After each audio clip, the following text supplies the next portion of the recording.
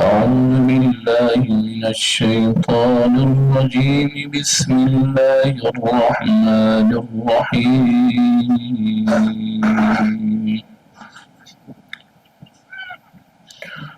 ألم تر كيف ضرب الله مثلا كلمة طيبة كشجرة طيبة أصلها ثابت وفرعها في السماء تؤتي أكلها كل حين بإذن ربها ويضرب الله الأمثال للناس لعلهم يتذكرون ومثل كلمة خبيثة كشجرة خبيثة اجتثت من فوق الأرض ما لها من قرار يثبت الله الذين آمنوا بالقول الثابت في الحياة الدنيا وفي الآخرة ويضل الله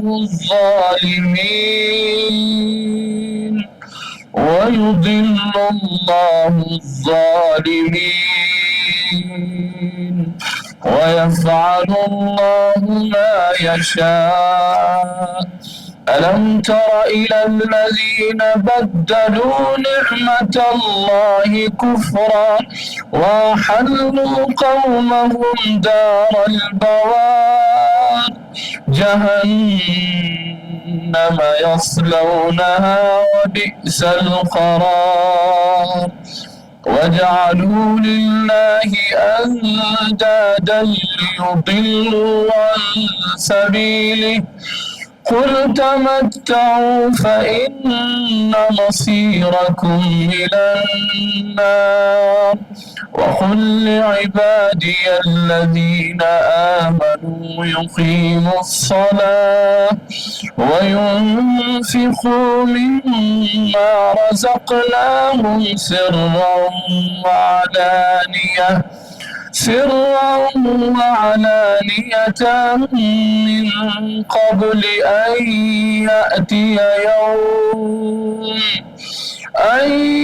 يأتي يوم لا بيع فيه ولا خلال وقال تعالى وما كان لمؤمن ولا مؤمنة إذا قضى الله ورسوله أمرا أن يكون لهم الخيرة من أمرهم ومن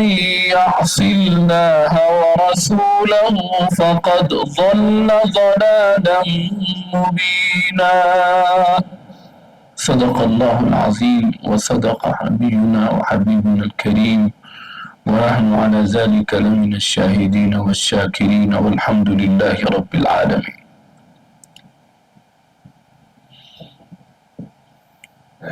یہ ہمارے لیے بڑی سعادت کی بات ہے کہ آج اللہ تعالیٰ نے اس سرزمین پر پہنچنے کی سعادت اور شرف نصیب فرمایا جس سرزمین کا اللہ تعالیٰ نے اس پورے علاقے کے لیے انتخاب فرمایا ہے. یہ قرآن پاک کی آیت ہے جس میں اس بات کی طرف بہت اچھے انداز میں اشارہ کیا گیا ہے کہ اللہ تعالیٰ اپنے بہت سے نیک بندوں کو مستقبل کی پیشن گوئی کے لیے منتخب فرماتے ہیں. قرآن پاک میں سورہ یونس میں یہ آیت الا ان اولیاء اللہ لا خوف علیہم ولا هم يحزنون الذين آمنوا وكانوا يتقون لهم البشرى في الحیاة الدنیا، جس کا ترجمہ یہ ہے کہ اللہ کے ولی وہ ہوتے ہیں جن پر نہ کوئی خوف ہوگا نہ وہ غمگین ہوں گے، اور وہ سچے ایمان والے ہوتے ہیں اور تقوی کی زندگی گزارتے ہیں. آگے ان کے بارے میں کہا گیا لہم البشریٰ فی الحیات الدنیا، کہ ان کے لیے دنیاوی زندگی میں بھی بشارت ہے. صحابہ نے پوچھا ما ہی البشریٰ فی الدنیا یا رسول اللہ، کہ اللہ کے رسول صلی اللہ علیہ وسلم دنیا میں بشارت کا کیا مطلب ہے؟ تو حضور نے فرمایا الرؤیا الصالحہ، وہ سچے خواب ہیں جو اللہ کے نیک بندوں کو دکھلائے جاتے ہیں. جتنے بھی اس دنیا میں انقلاب آئے ہیں ان کے پیچھے یہی لہم البشریٰ فی الحیات الدنیا کی تفسیر ہوتی ہے. اللہ تعالیٰ نے ایک فطری اور ربانی الہام کے ذریعے سے اپنے ایک بندے کو اس سرزمین کی طرف اشارہ فرمایا، اور اس کے بعد الحمدللہ اس سرزمین پر کام شروع کیا گیا. یہاں کے جو اس وقت کے حالات تھے وہ ہم سے بہتر آپ جانتے ہوں گے، آپ نے اپنے اساتذہ اکرام سے سنا ہوگا. بس اب اللہ نے ہمارا انتخاب فرما لیا ہے، ہمیں اس نے چن لیا ہے، سلیکٹ کر لیا ہے ایک بڑی ذمہ داری کے لیے. اور اس ادارے کے اندر جہاں الحمدللہ ایک طرف بچوں کا دینی ادارہ ہے، دوسری طرف عصری ادارہ ہے، تیسری طرف یہ اللہ کی بندیوں کے لیے ایک ادارے کی ایسی خوبصورت شروعات کی گئی ہے جس ادارے میں اس وقت آپ اپنے مختلف گاؤں سے، مختلف بستیوں سے، اطراف سے آئی ہوئی ہیں اور یہاں پر زیر تعلیم ہیں. اب ہمیں اپنی ذمہ داریوں کو سمجھنا ہے کہ ہمیں کرنا کیا ہے. یہ ایک کائنات کی سب سے بڑی حقیقت ہے کہ اس دنیا میں سوسائٹی کی تعمیر یا تخریب، کسی بھی معاشرے کی بہترین تشکیل یا پھر اس کی غلط طریقے پر اس کی تربیت یا غلط طریقے پر اس کا نہج سے ہٹ جانا، کسی سوسائٹی کا کنسٹرکشن یا ڈسٹرکشن، اس کا سب سے اہم عنصر، سب سے بنیادی عنصر اور سب سے زیادہ مؤثر جو فیکٹر ہے وہ اس معاشرے کی مائیں اور بہنیں ہوا کرتی ہیں. اگر کسی معاشرے کی مائیں اور بہنیں اور وہاں کی خواتین، وہاں کی اللہ کی بندیاں نیک ہیں، صالح ہیں، دیندار ہیں، امانت دار ہیں، باحیا ہیں، تو یقیناً اس پورے معاشرے پر اور اس پوری سوسائٹی پر ایسا زبردست اثر پڑتا ہے کہ سارے اس معاشرے کے بچے، بچیاں، نسلیں سب دیندار، امانت دار، صالح، پاکیزہ تیار ہوتی. اور خدا نہ کرے اگر کسی معاشرے کی، کسی سوسائٹی کی اور کسی علاقے کی عورتیں، وہاں کی مسورات، وہاں کی خواتین، ان کے خیالات صحیح نہیں، ان کے اعمال صحیح نہیں، ان کا کردار صحیح نہیں، ان کے اندر شرم و حیا کی کمی ہے، تو پھر اس معاشرے پر چاہے جتنی الگ سے محنت کی جائے وہ معاشرہ برباد ہو جاتا ہے، تباہ ہو جاتا ہے. کوئی نہیں بچا سکتا ہے اس معاشرے کو. سب سے اہم ذریعہ پورے معاشرے کو بنانے کا یا بگاڑنے کا وہ اس معاشرے کی خواتین ہوتی ہیں. اور اللہ کا احسان ہے کہ اس نے آپ کو مختلف حصوں سے، مختلف گاؤں سے، مختلف اطراف سے اس نے آپ کو پورے علاقے کی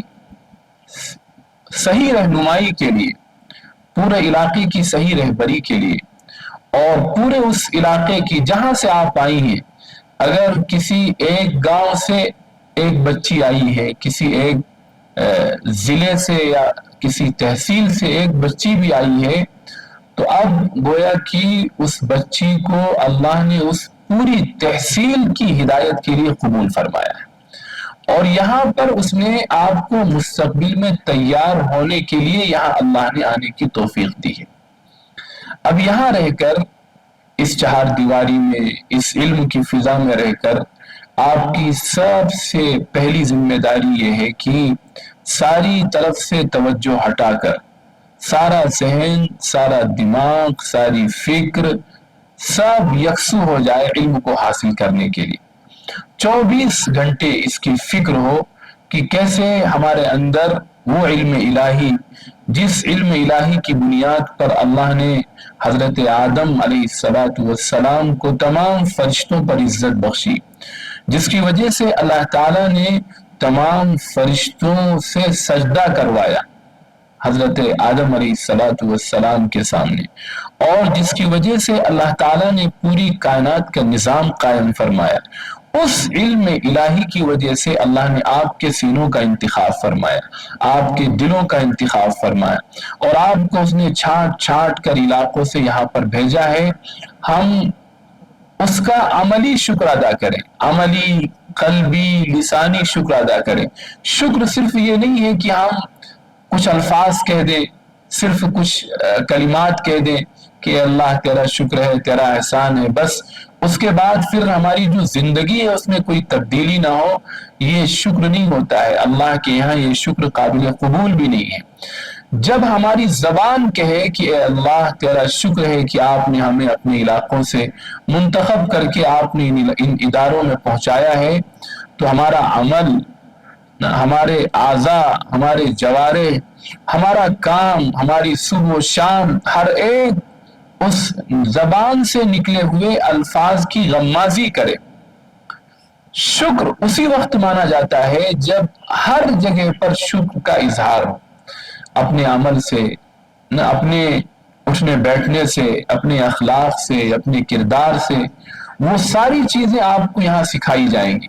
یعنی پوری زندگی صبح سے لے کر شام تک اور شام سے لے کر صبح تک کیسی زندگی نبوی ہوتی ہے، کیسی ربانی زندگی ہوتی ہے، کیسی زندگی شرعی ہوتی ہے، کیسی زندگی پاکیزہ ہوتی ہے، اللہ کی زندگی سے راضی اور خوش ہوتے ہیں، آپ کو اسی لیے یہاں پر اس وقت اللہ نے بھیجا ہے۔ اب آپ اپنی زندگیوں کا جائزہ لیں، صبح اٹھیں، اٹھنے کے بعد جو نبی پاک علیہ السلام کا طریقہ تھا،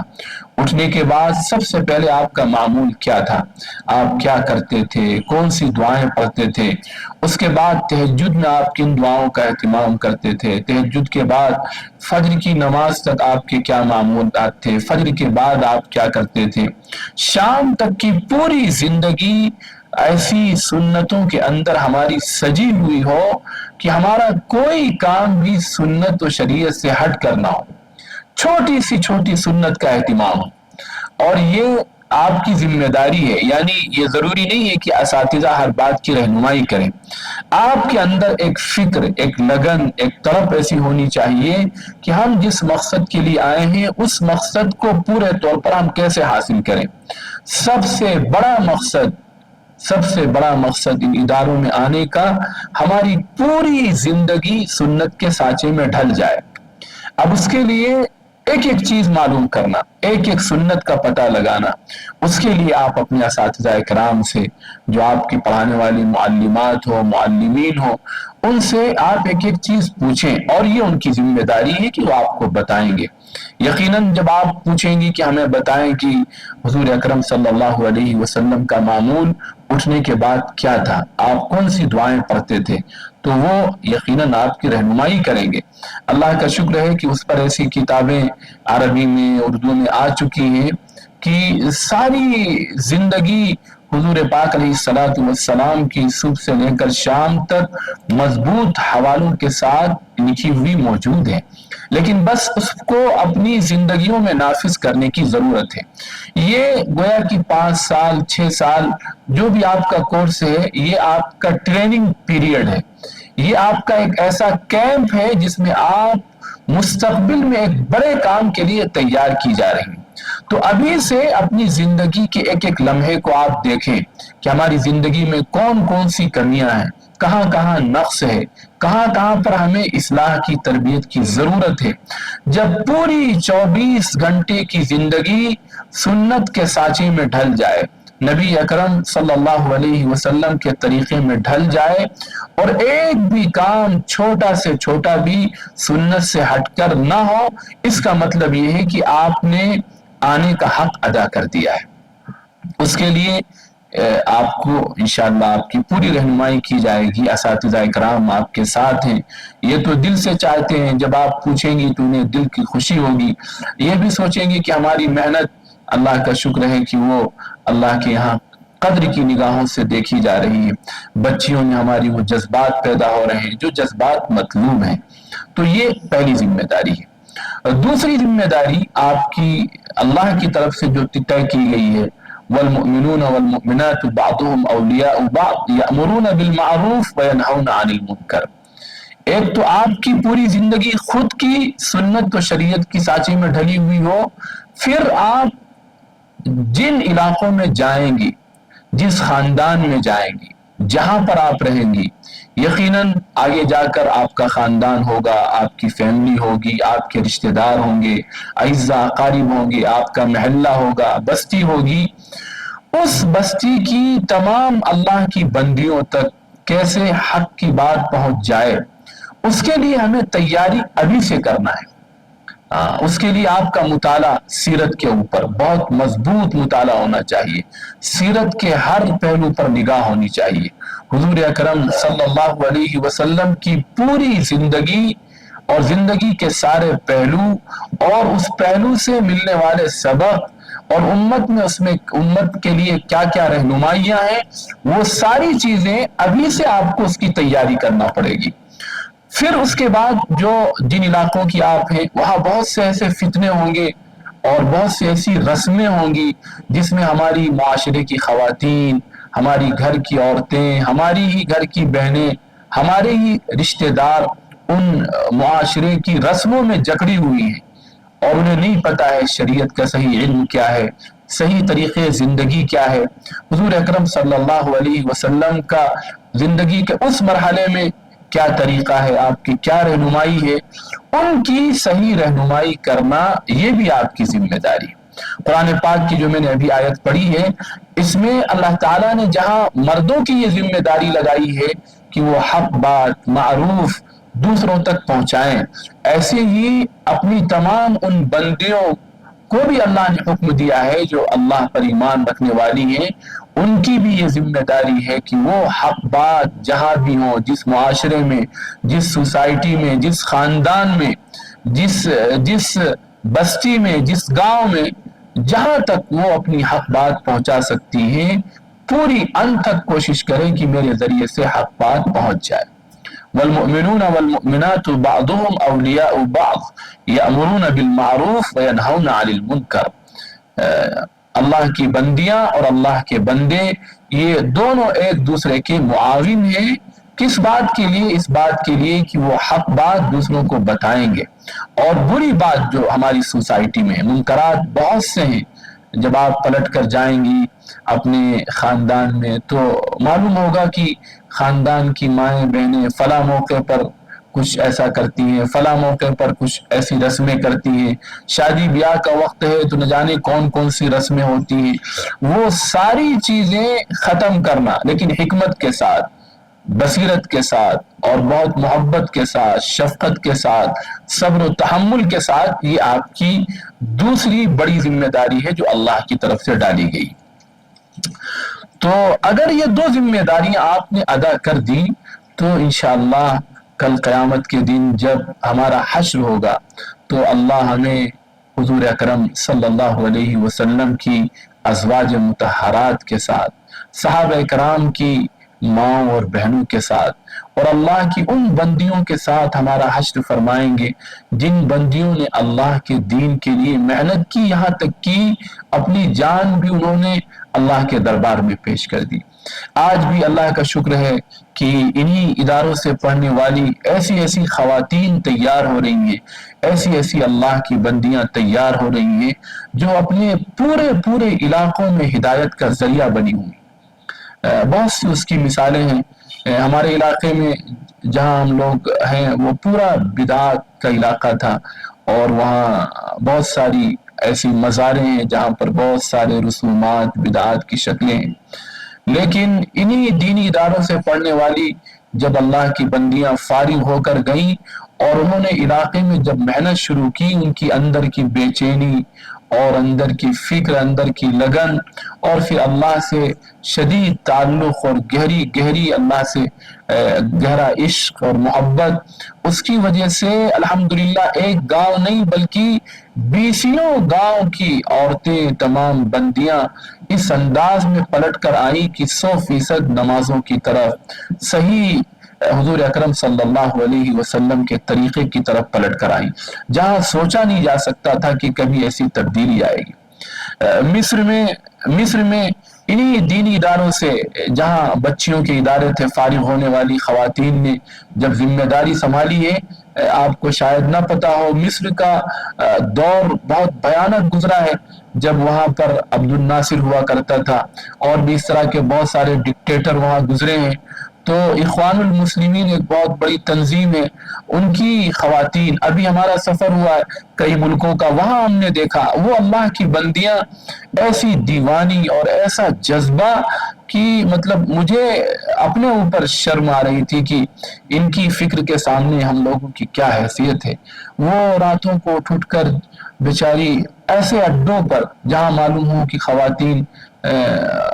جاتی ہیں اپنا ٹہلنے، گھومنے یا دوسرے انداز میں جو بار وغیرہ ہوتے ہیں، وہاں جا کر اور اندر جا کر ان بہنوں سے مل کر، ان کو سمجھا بجھا کر ایسے درد سے بات کرتی تھی کہ اللہ ان کو ہدایت کی طرف لے آتا تھا۔ اور اسی کی وجہ سے اس کمینے نے، جو وہاں کا حاکم تھا، اس نے دیکھا کہ یونیورسٹیوں میں ان کی وجہ سے انقلاب آ رہا ہے اور ان کی وجہ سے بار اور شراب کے اڈے بند ہوتے جا رہے ہیں، تو اس نے دیکھا کہیں دینی انقلاب نہ آ جائے، تو اس نے گرفتار کروایا۔ زینب ان کا نام تھا، زینب، تو گرفتار کروایا اور جرم لگا دیا کہ یہ دہشت گردی کا الزام لگا کر کہ ان کو پھانسی دے دی جائے۔ تو جب پھانسی کے لیے اس اللہ کی بندی کو جس وقت پولیس نے گرفتار کیا، تو جب وہ جا رہی تھی تو ان کا چہرہ ایسا چمک رہا تھا، ایسا ایسا ایسا جیسے نور پھوٹ رہا، اور اتنا خوش، اتنی مطمئن، اور اپنے آپ سے وہ یہ کہتے ہوئی پھانسی کے پھندے کی طرف جا رہی تھی کہ اے زینب، تو سمیہ سے اچھی نہیں ہو سکتی، اے زینب تو سمیہ سے اچھی نہیں ہو سکتی ہے۔ حضرت سمیہ کون ہے؟ ہم سب جانتے ہیں۔ اسلام میں اسلام کی سربلندی کے لیے، اسلام کو زندہ کرنے کے لیے، احیاء دین متین کے لیے، اس روئے زمین پر جس اللہ کی بندی کا سب سے پہلے خون بہا ہے، وہ حضرت سمیہ رضی اللہ عنہا ہے۔ ظالموں نے اپنا پورا زور لگا دیا۔ دو روایتیں، ایک روایت ہے کہ برچھا مارا گیا جو ان کو چیرتا ہوا اس طرف سے اس طرف چلا گیا، لیکن وہ اللہ کی بندی اپنا اسی اطمینان اور انشراح کے ساتھ لا الہ الا اللہ محمد الرسول اللہ کی شہادت دیتی رہی۔ ایک روایت میں تو یہاں تک ہے کہ اس ظالم کمینے نے ان کے دونوں پیر میں اونٹ باندھ دیے اور دونوں کو مخالف سمت میں دوڑا دیا، بیچ سے ان کے جسم کے دو ٹکڑے ہو گئے۔ لیکن جس وقت ان کے جسم کے ٹکڑے ہو رہے تھے، اس وقت وہ اعلان کر رہی تھی لا الہ الا اللہ محمد الرسول اللہ۔ تو وہ اس تاریخ کو یاد کر کے اور پھانسی کی پھندی کی طرف وہ اللہ کی بندی جا رہی تھی، اور یہ کہتے ہوئے کہ اے زینب، تو سمیہ سے اچھی نہیں ہو سکتی ہے، اے زینب تو سمیہ سے اچھی نہیں ہو سکتی ہے۔ اور اس جملے کی وجہ سے اللہ نے مصر کی ہزاروں نہیں بلکہ لاکھوں بندیوں کو ہدایت کی طرف توفیق۔ پھانسی پر چلی گئی، اللہ کے لیے اس بندی نے جان قربان کر دی۔ یہ بھی ایک ادارے، مصر میں ایک ادارہ تھا اخوان المسلمین کا، بچیوں کا، انہی اداروں سے فارغ ہونے والی یہ بچی تھی جس نے پورے مصر میں انقلاب برپا کر دیا، یونیورسٹیوں میں کالجوں میں جا جا کر کام کرتی تھی۔ تو بس آپ بھی یہ سمجھیں کہ اللہ نے آپ کا انتخاب فرمایا ہے، اور یہ طے کریں کہ انشاءاللہ ہماری پوری زندگی سنت میں، شریعت میں ڈھلی ہوئی ہوگی، اور اس کے بعد ہم بھی جن علاقوں میں جائیں گے، وہاں کے گھرانوں میں، وہاں کے پورے خاندان میں پورے صبر کے ساتھ، تحمل کے ساتھ اور برداشت کے ساتھ، حکمت کے ساتھ ہمیں بھی اللہ کے پیغام کو پہنچانا ہے، سنت کو زندہ کرنا ہے، دین کو زندہ کرنا ہے، یہاں تک کہ اسی حال میں ہماری موت آ جائے۔ اور جب ہماری روح پرواز ہو تو فرشتے جوق در جوق آئیں اور یہ ہمیں بشارت دیں، جو بشارت قرآن نے سنائی ہے اپنے تمام نیک بندوں اور بندیوں کو، ان الذین قالوا ربنا اللہ ثم استقاموا تتنزل علیہم الملائکہ الا تخافوا ولا تحزنوا وابشروا بالجنة التي كنتم توعدون نحن اولیاؤکم فی الحیاة الدنیا وفی الآخرہ ولکم فیہا ما تشتہی انفسکم ولکم فیہا ما تدعون نزلا من غفور رحیم۔ یہ اللہ کا بیان ہے، کاش کہ ہم سب کی موت اسی حال میں آئے۔ اللہ فرماتے ہیں کہ میرے وہ بندے اور بندیاں جنہوں نے دل کے پورے یقین کے ساتھ کہا کہ میرا رب اللہ ہے، اور پھر اللہ کے دین پر حالات کی سختیوں کے باوجود جم گئے، بس جیسے ہی ان کی موت کا وقت قریب آئے گا، ساتوں آسمان کے فرشتے جوق در جوق حاضر ہوں گے اس کے استقبال کے لیے، اس کے ویلکم کے لیے، اور اسی وقت موت ہی کے وقت یہ بشارت سنا دی جائے گی کہ اللہ کے بندے اور اے اللہ کی بندی بشارت لو اور سنو، اب تمہیں کبھی کوئی غم نہیں ہوگا، تمہیں کوئی رنج نہیں ہوگا، اور سنو بشارت اس جنت کی جس کا تم سے وعدہ کیا گیا تھا۔ فرشتے کہیں گے کہ ہم دنیا میں بھی تمہارے دوست اور معین و مددگار تھے، جب تم پر حالات آتے تھے تو ہم تمہارے ساتھ کھڑے ہوا کرتے تھے، ہم تمہارے کاموں میں تمہارے معین و مددگار تھے، اور آخرت میں بھی ہم تمہارے ساتھی ہوں گے، اور اب تم چلو اس جنت کی طرف جس جنت میں تمہیں سب کچھ وہ ملے گا جس کا تمہارا دل چاہے گا، اور سنو اب تمہاری مہمان نوازی اللہ کی طرف سے کی جائے گی۔ تو بس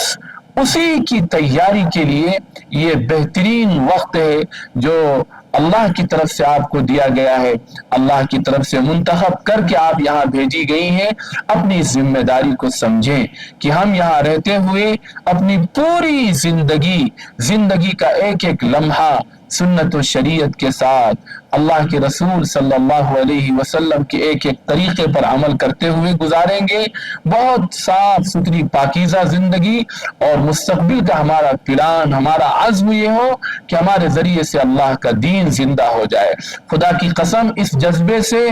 آپ یہاں رہیں گی تو خدا کی رحمتیں آپ کے اوپر ہوں گی، ہوائیں جھک جھک کر آپ کو سلام کریں گی، فرشتوں کے انوار ان کے برکات ہر وقت آپ کے اوپر ہوں گے، اور جہاں آپ جائیں گی آپ کے ذریعے سے اللہ ہدایت کا نور پھیلائیں گے، جہاں آپ جائیں گی وہاں سے رسمیں ختم ہوں گی، بدعات و خرافات ختم ہو جائیں گی، جس خاندان میں آپ جائیں گی انشاءاللہ اس خاندان میں برکتیں آئیں گی، نور آئے گا، ایمان آئے گا، جو نسلیں وجود میں آئیں گی وہ نسلیں ایسی تیار ہوں گی جو اللہ کے دین کو زندہ کرنے والی ہوں گی، اور ان نسلوں کے ذریعے سے اللہ پورے علاقوں کو ہدایت کی طرف پلٹ دے گا، اور اسی کی اس وقت پورے عالمی سطح پر اسی کی شدید ضرورت ہے۔ اللہ تعالی آپ حضرات کے یہاں آنے کو قبول فرمائے، اور سچے جذبات کے ساتھ، اچھے عزائم کے ساتھ، مستقبل کے بہترین پلان کے ساتھ ہم سب کو یہاں رہنے کی توفیق عطا فرمائے،